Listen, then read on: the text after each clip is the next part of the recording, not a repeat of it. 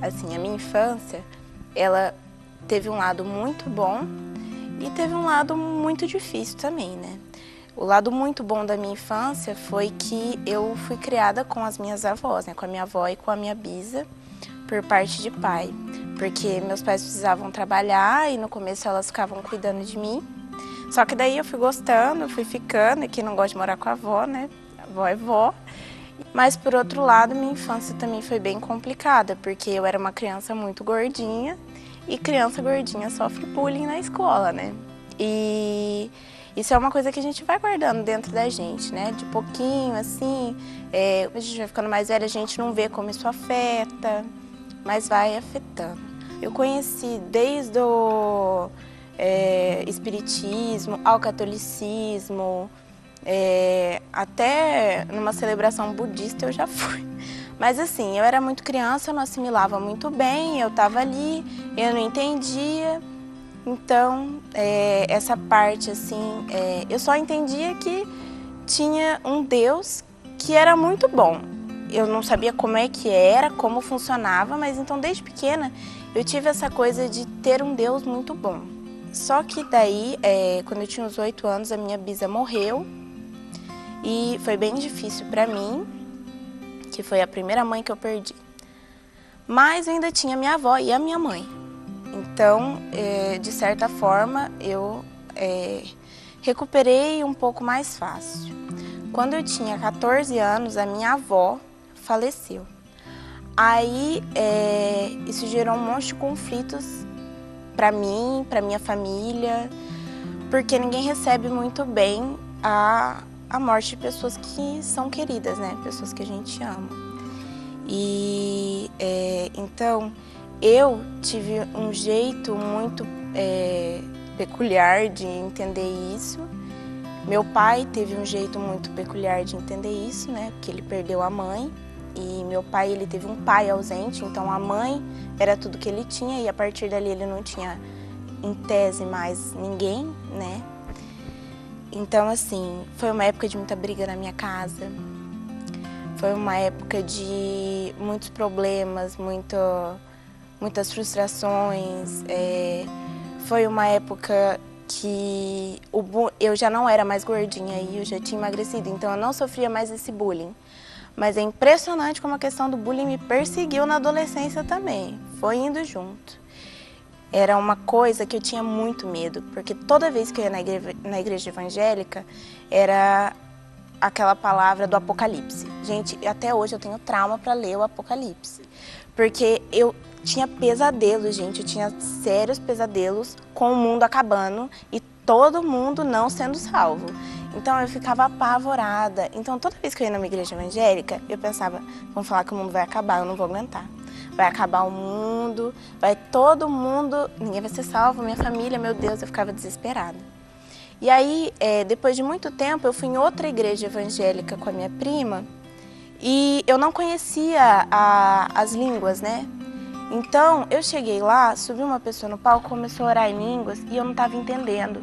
De repente, ela começou a orar em línguas e um monte de gente começou a levantar, ia falar em línguas, ia chorar, cair no chão e eu fiquei desesperada. Falei, eu nunca mais volto numa igreja evangélica, eu tô com muito medo. Mas daí depois, com o passar do tempo, eu entendi o que era e ficou tranquilo, né? Mas assim, então, depois que a minha avó morreu, até eu conhecer a capela, tendo esses conflitos na minha casa, eu tive uma resposta muito ruim a isso.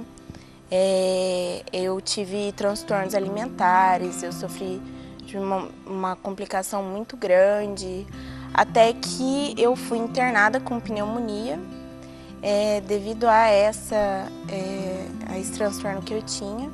E assim, chegou um ponto, eu fiquei um mês internada e chegou um ponto que o médico falou que, assim, ó, não tem mais jeito, não vai dar certo. E a minha mãe sempre ali comigo. E nessa época eu já tinha conhecido a capela, mas eu ainda não estava tão envolvida assim, sabe? Não estava tão firme. Mas daí, como eu já tinha conhecido, eu acho que eu já tinha até participado dos acampamentos e eu já estava no louvor daqui, que era um louvor diferente, que instigava você a buscar louvores, né, que você se identifica.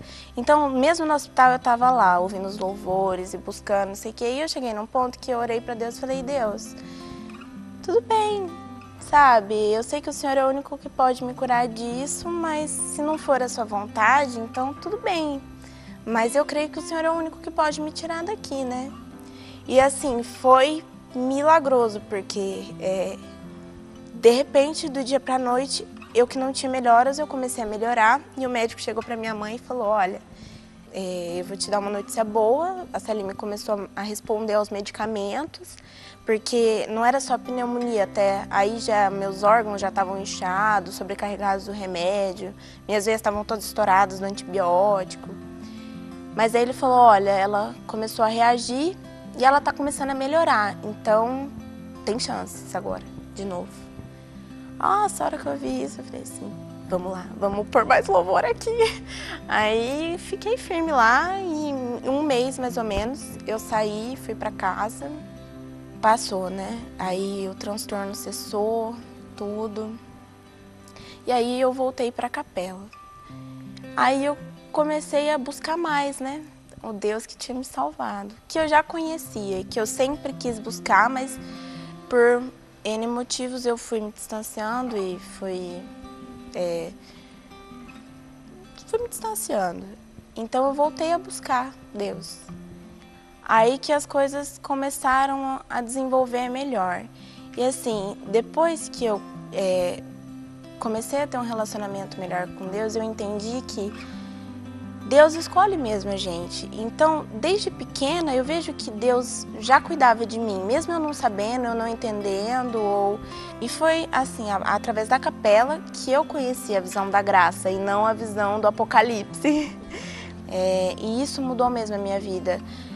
A partir da visão da graça, foi quando eu comecei a entender que Deus, Ele te ama, independente dos seus erros. E Ele quer que você seja salvo e Ele quer que você siga o caminho dEle. E quando você está no caminho dEle, surge uma vontade de fazer o que Ele quer para você, né? Então, não é aquela coisa do eu estou obedecendo só porque eu tenho medo. Não, eu estou obedecendo porque eu amo. E porque eu amo, eu quero fazer o que agrada a Deus, né? Meu nome é Salime e essa é a minha história, até agora.